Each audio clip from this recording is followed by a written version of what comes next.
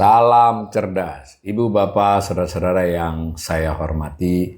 Sesi membaca berita kali ini, saya akan membacakan satu berita terkait kereta cepat ya, tetapi dalam hal utangnya. Nah, berita ini diturunkan oleh Kompas pada tanggal 13 Agustus jam 12.24 siang. Beritanya cukup panjang dan lengkap ya. Ditulis oleh jurnalisnya Muhammad Idris. Nah, judul beritanya BUMN kelabakan bayar utang WUS dan Danantara jadi juru selamat. Nah, ada ilustrasi gambar kereta cepat.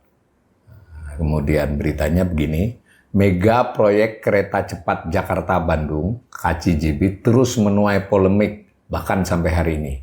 Proyek yang dari awalnya dijanjikan pemerintahan era Jokowi, murni bisnis, belakangan jadi beban anggaran pendapatan dan belanja negara, APBN ya. Tak cukup sampai di situ, setelah proyek ini rampung dan beroperasi, perusahaan-perusahaan BUMN Indonesia yang terlibat di proyek ini juga harus urunan menanggung utang jumbo ke pihak Cina. Sebagian besar pendanaan KCJB bersumber dari pinjaman China Development Bank (CDB), sementara sisanya berasal dari APBN serta modal konsorsium perusahaan patungan BUMN Indonesia dan Cina. Proyek yang dikerjakan sejak 2016 ini mengalami pembengkakan biaya atau cost overrun senilai 1,2 miliar dolar Amerika Serikat, setara sekitar 18,02 triliun. Ini cost overrun-nya ya, bukan total biayanya, biaya yang pembengkak menambah. Tapi ini nanti mesti dicek juga karena beberapa berita menambahkan lagi soal yang lain selain cost overrun. Nah, berdasarkan hasil audit bersama yang telah disepakati kedua negara, total biaya pembangunan itu mencapai 7,27 miliar dolar Amerika Serikat atau sekitar 108,14 triliun. Nah, tadi kan yang 18 tadi adalah pembengkakannya. Nah, baik PT Kereta Cepat Indonesia (KCIC) maupun PT Kereta Api Indonesia Persero sebagai pemimpin konsorsium tidak pernah merilis ke publik laporan keuangan KCIC. Ini yang penting nih. Jadi tidak pernah merilis ke publik laporan keuangan KCIC. Ini menarik ya. Padahal dia pakai dana APBN dan konsorsiumnya ada 4 BUMN. Ini kita tidak tahu ini mengapa demikian. Lalu subjudulnya Danantara jadi juru selamat. Sebelumnya Badan Pengelola Investasi Daya Anagata Nusantara atau Danantara berencana melakukan restrukturisasi utang kereta cepat. Nah, ini kunci keyword beritanya ini adalah restrukturisasi utang kereta cepat. CEO Danantara Rosan Roslani menyampaikan bahwa pihaknya saat ini tengah mengevaluasi rencana tersebut agar proses restrukturisasi dapat dilakukan secara menyeluruh. Nah, dikutip pernyataan beliau, kita sedang evaluasi nih, kita mau memastikan upaya ini bisa kalau kita melakukan suatu corporate action, aksi korporasi ya, tuntas, jadi tidak bersifat menunda masalah. Nah, meski begitu, urusan belum bersedia membeberkan detail langkah yang diambil. Jadi kita akan lakukan nanti pada saatnya kita akan umumkan langkah-langkah kita dalam rangka kita merestrukturisasi dari KCIC atau WUS ini penyebutan populernya ya. Ini menarik ya. Jangankan rencananya seperti apa yang belum dibeberkan, kita laporan keuangannya tidak tahu. Jadi persisnya utang mereka berapa nggak tahu. Publik loh ya. Tentu para pihak tahu tuh. Nah, rencana restrukturisasi ini juga pernah diungkap oleh Chief Operating Officer ya, COO Danantara Doni Oskaria. Jadi tadi kepala Danantaranya ini COO Danantara Doni Oskaria. Nah, kereta cepat ini sedang kita pikirkan dan segera akan kita usulkan. Tetapi kan solusinya masih ada beberapa alternatif yang akan kita tawar, kita sampaikan kepada pemerintah mengenai penyelesaian daripada kereta cepat ini, ujar Doni ya.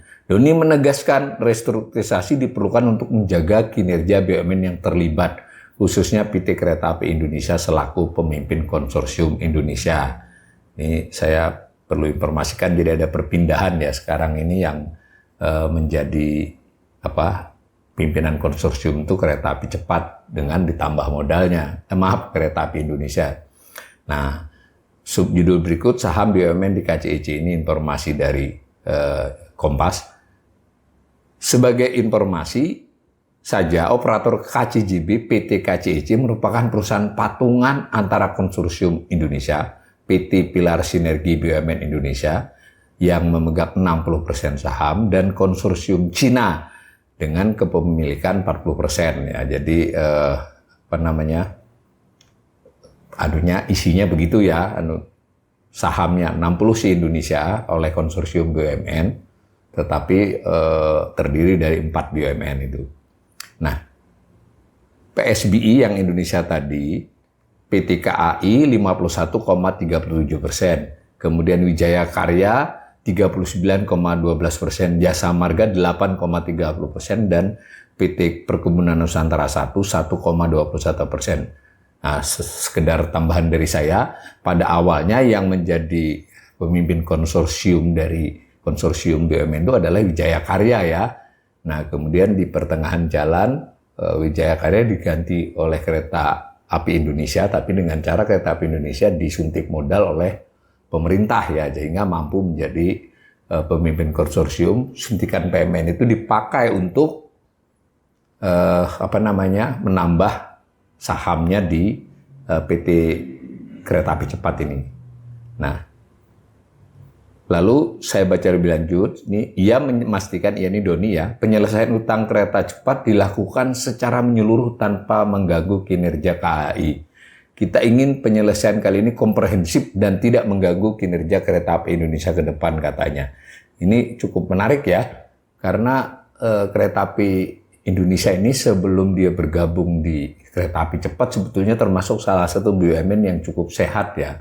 Dia dapat PSO, tapi di luar PSO operasionalnya pun cukup baik ya, pendapatan dan bebannya. Kita juga sebagai publik juga merasakan kereta api selama satu dekade ini, 10-12 tahun ini memang layanannya cukup baik, bahkan sangat baik ya dibandingkan masa-masa lampau. Tetapi keuangannya itu mulai mengalami masalah ya, dalam artian karena dia lalu menanggung beban kereta api cepat itu. Nah, karena itu ini sudah terasa nih mau bagaimana ini diselesaikan. Nah, tapi yang akan menyelesaikan Danantara ini nanti akan menimbulkan masalah sendiri juga ya. Kalau Danantara lalu itu adalah pakai duit yang mana gitu. Bahkan duit yang sudah ada di konsorsium kereta api cepat itu kan ini juga ada duit APBN-nya. Ini yang kita belum tahu bagaimana mekanismenya, misal terhadap pemeriksaan BPK kita belum tahu. Sejauh ini kelihatannya belum pernah diperiksa ya dulu untuk laporan keuangan keseluruhannya. Nah, subjudul berikut rugi Jumbo Wika. Nah, ini khusus salah satu anggota konsorsium dari 4 BUMN itu, Wika Wijaya Karya.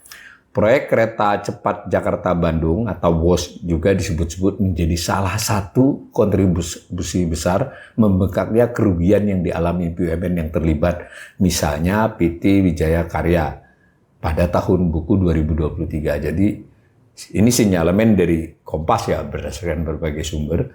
Wika itu kesulitan keuangannya terutama karena dia terlibat dalam kereta cepat ini. Nah, sepanjang tahun 2023, perusahaan konstruksi plat merah ini menderita rugi sebesar 7,12 triliun. Kerugian perseroan ini meningkat dibanding 2020 yang catat hanya rugi 59,59 miliar. Nah, sayang ini tidak dicantumkan yang 2024. Nah, di paragraf berikut, pada tahun 2024, Wika rugi lagi 2,33 triliun. Nah, kita kan dapat berita bahwa Wika mulai kesulitan membayar uangnya ya. Membayar utangnya. Kerugian Wika ini jauh lebih besar dibandingkan yang dialami BUMN karya lain. Waskita Karya yang rugi juga 3,77 triliun ya. Nah, mengutip kontan, Direktur Utama Wika, Agung Budi Waskito menyebut 2 faktor menjadi penyebab utama pembengkakan kerugian. Ini Wika ya, bukan kereta apinya. Nah, karena Kompas tidak bisa memperoleh laporan keuangan si kereta api cepatnya itu di KCIC tadi, sehingga ini Wika sebagai anggota konsorsium, anggota konsorsium yang semula pernah jadi pimpinan konsorsium, kemudian diganti oleh KAI. Ini juga pergantian ini karena kesulitan keuangan Wika juga. Nah, kata Direktur Utama Wika terkait Wika-nya sendiri, pembengkakannya itu beban bunga dan beban lain-lain. Beban bunga meningkat akibat perusahaan harus menerbitkan surat utang, obligasi ya, bukan SBN-nya, obligasinya Wika ini, untuk urunan membiayai mega proyek kereta cepat WUS. Beban lain yang ditanggung termasuk beban provisi dan beban administrasi dari utang yang diperoleh Wika. Jadi selain utangnya juga ada beban administrasi untuk memperoleh utang. Beban lain ini diantaranya mulai tahun 2022. Kami sudah mencatat adanya kerugian dari PSBI atau kereta cepat, jelas Agung. Ini disampaikan di rapat dengar pendapat Komisi 4 DPR ya. Nah, Agung menyebut Wika sendiri menyetor modal cukup besar ke kereta WUS melalui PSBI. PSBI tadi konsorsium 4 BUMN yang diwakili oleh PSBI kemudian dengan konsorsium Cina bersama-sama membentuk kereta cepat itu ya, perusahaan tersendiri lagi KCIC itu, kereta api cepat itu. Nah, si Cina-nya 40%, 60%-nya Indonesia dalam bentuk 4 BUMN. Nah, di antara 4 BUMN itu Wika ya, 6,1 triliun store. Penyertaannya saja sudah 6,1 triliun. Kemudian yang masih dispute atau belum dibayar sekitar 5,5 triliun. Jadi belum penuh nih store-nya. Nah, itu belum penuh tuh juga masalah sendiri ya, karena harus dipenuhi, sehingga hampir 12 triliun kata dia. Yang jadi masalah, dana yang disetorkan ke konsorsium untuk permodalan kereta cepat itu oleh Wika sendiri diperoleh dengan penerbitan utang. Jadi bukan dari modalnya, bukan dari hal-hal lain di Wika, karena Wika sendiri keuangannya biasa aja sebelum bergabung ya, setelah bergabung jadi rugi, itu kan harus pakai bunga ya, obligasi. Nah, mengutip laporan keuangan Wika, sejumlah beban Wika memang tercatat membengkak. Paling besar beban lain-lain naik 310%, jadi 5,4 triliun. Lalu beban keuangan naik juga menjadi 3,2 triliun. Ini 2023 ya. Nah, begitu kira-kira gambaran sepintasnya. Tentu kalau mau lengkap kita harus juga menggambarkan apa akibatnya buat Waskita Karya, apa akibatnya buat Kereta Api Indonesia. Sedangkan yang satunya itu memang lebih sedikit ya. Nah, lalu berita berikutnya adalah disebut jebakan utang Cina subjudulnya. Ini mengutip narasumber ya Kompas. Ekonom sekaligus Direktur Celios Bima Yudhistira mengungkapkan apabila dilihat dari beberapa indikasi, maka proyek KCJB kereta api cepat ini macam-macam penyebutannya, bisa WUS, KCJB, KCIC perusahaannya. Nah, sudah masuk dalam kategori jebakan utang, debt trap Cina. Sudah masuk kategori jebakan utang. Pertama, indikasi proyek yang berbiaya mahal ditanggung APBN, kata Bima ya. Nah, sedari awal, Cina dalam proposalnya juga memberikan garansi kalau kereta yang ditawarkannya tidak akan membebani APBN Indonesia. Belakangan komitmen itu tidak ditepati Cina maupun oleh pemerintah Indonesia sendiri. Sebenarnya sejak 2022 ya ini ya. Jadi sudah 3 tahun. Tawaran Cina yang memberi iming-iming pembayaran, memberikan iming-iming pembangunan kereta cepat tanpa APBN juga menjadikan alasan waktu Indonesia mendepak Jepang kan waktu itu 2 ya, Jepang dan Cina. Nah, karena Cina ini hanya B2B, business to business, nggak pakai APBN, itu salah satu alasannya. Ternyata tidak dipenuhi. Bima juga menyoroti keputusan pemerintah Indonesia yang dengan mudahnya menyanggupi tuntutan Cina yang meminta pembayaran bunga dan utang kereta cepat mendapatkan jaminan negara. Jadi beritanya begitu ya. Jadi dari berita tadi kita sudah melihat bahwa memang kereta cepat Indonesia-Cina atau Jakarta-Bandung ini memang menimbulkan masalah yang masih cukup besar, terutama sekali terkait utang dan beban utangnya saat ini maupun beberapa tahun ke depan. Nah, kita juga karena tidak melihat laporan keuangannya, kita tidak tahu setelah beroperasi 2023-2024 ini apakah secara operasional dia untung atau rugi.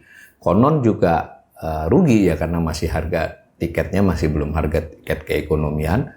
Nah, tetapi serugi apapun kalau memang itu keretanya penuh mungkin tidak bisa mengatasi operasional. Tetapi kerugian-kerugian akibat bunga utang dan utang yang masih banyak itu itu sudah menimpa kepada BUMN yang menjadi anggota konsorsium. Dan lebih-lebih lagi, beberapa anggota konsorsium yang dicontohkan oleh berita ini, misalnya WK, itu belum setor penuh modalnya, jadi harus ada kewajiban itu. Itu satu yang kita tangkap. Yang kedua, ini Danantara mau masuk, ini juga sedikit membingungkan ya buat ekonom. Lah kalau dia masuk ke situ pakai duit apa ya? Kalau dia misalnya pakai duit utangan, meskipun kemudian restrukturisasi, membuat utang itu menjadi lebih murah jatuhnya, tapi ditanggung oleh Danantara, kita akan melihat ini Danantara sejauh ini justru mulai menambah rencana-rencana yang bersifat cost center kan masih, ya Garuda misalnya ini, atau juga nanti dia akan turun di beberapa BUMN karya yang mengalami kesulitan keuangan. Tapi kita lihat saja nanti, yang jelas keterbukaan dari pemerintah mestinya harus cukup baik ya, karena duit yang dipakai itu adalah sebagian cukup besarnya duit APBN. Kalaupun itu juga sebagian lagi duit BUMN, BUMN-nya mendapat penyertaan modal negara dari BUMN, termasuk PT Kereta Api Indonesia yang ketika dijadikan pemimpin dalam konsorsium ditambahi modalnya. Nah, kanal ini sudah pernah podcast dengan Yanwariski juga, ini nanti kita juga mau tahu lah. Berarti kan kalau BUMN tersebut nanti jadi milik Danantara, mencatatnya di laporan keuangan pemerintah pusat di neracanya bagaimana? Ya kan? Karena itu duitnya berarti kan duit APBN aslinya kan. Mudah-mudahan kita melihat aksi, rencana, penjelasan dari pemerintah dan pihak terkait terhadap persoalan-persoalan yang serius seperti ini kepada publik makin baik di waktu-waktu mendatang.